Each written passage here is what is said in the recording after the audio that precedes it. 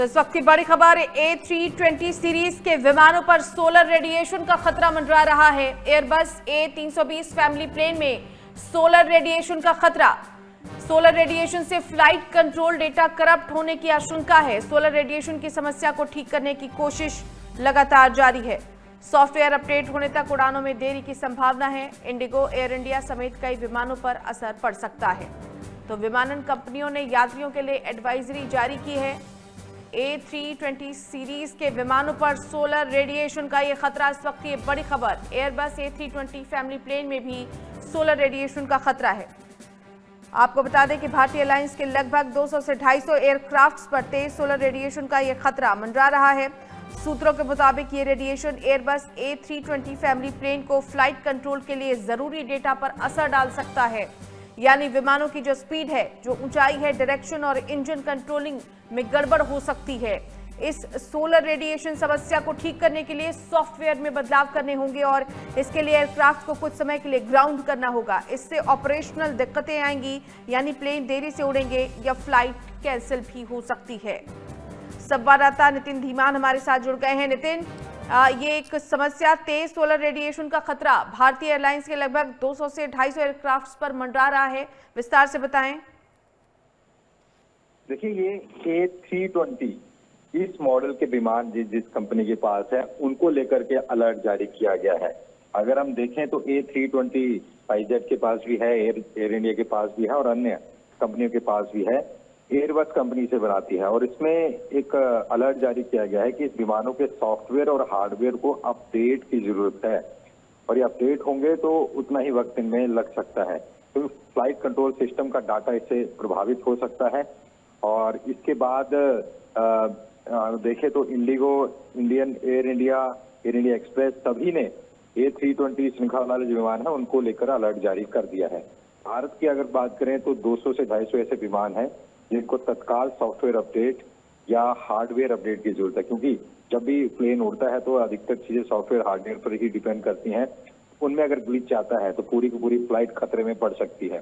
तो ऐसे में इनको ग्राउंड करना पड़ेगा, यानी कि फिलहाल ये ग्राउंड कर दी जाएंगी।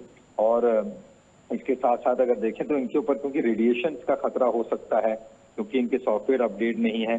एयर इंडिया ने ट्वीट भी कर दिया है इस तमाम चीज को लेकर के कि किस तरीके से उनको ये एयरलाइन ऑपरेशन जो है वो इसको लेकर के रोक रही है पूरे।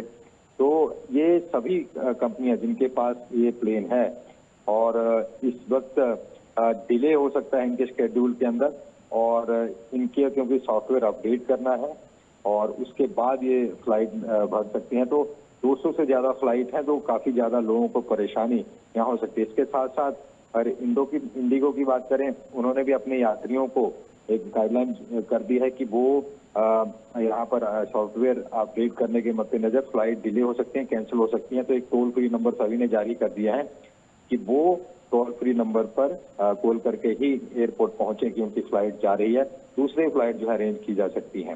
सोलर रेडिएशन क्योंकि विमानों के उड़ान नियंत्रण से जुड़े महत्वपूर्ण डेटा खराब कर सकता है, इसलिए ये अलर्ट किया गया है।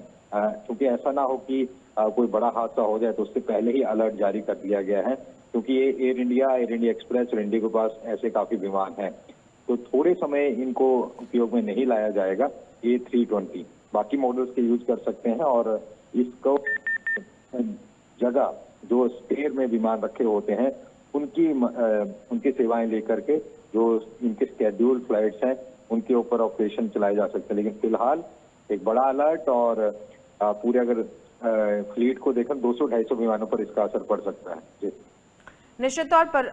लेकिन नितिन, जिस तरीके से इसका डेटा अपडेट करने की ज़रूरत है या जिस तरह से एयरबस कंपनी की तरफ से कहा गया है कि कुछ अच्छी क्वालिटी के कंप्यूटर भी लगाने की ज़रूरत है, मरम्मत प्रक्रिया में एक लंबा वक्त लग सकता है, वैकल्पिक व्यवस्थाएं भी करनी होंगी।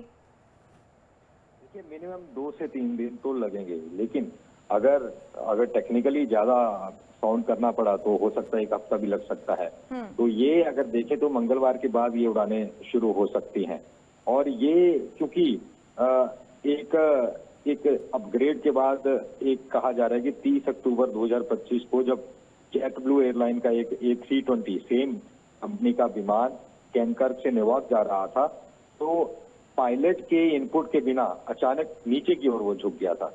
यानी कि पायलट्स ने अभी कुछ उसके ऑपरेट नहीं किया था, लेकिन वो खुद ही नीचे की ओर झुकना शुरू हो गया था।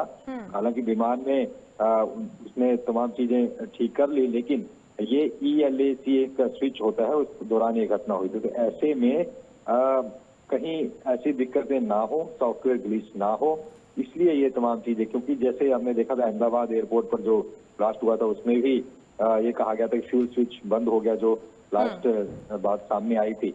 तब दूसरे पायलट ने कहा था कि उन्होंने फ्यूल स्विच बंद नहीं किया। तो क्या वो भी अपने आप हो गया थी चीजें? बिल्कुल पुराने नितिन। विमान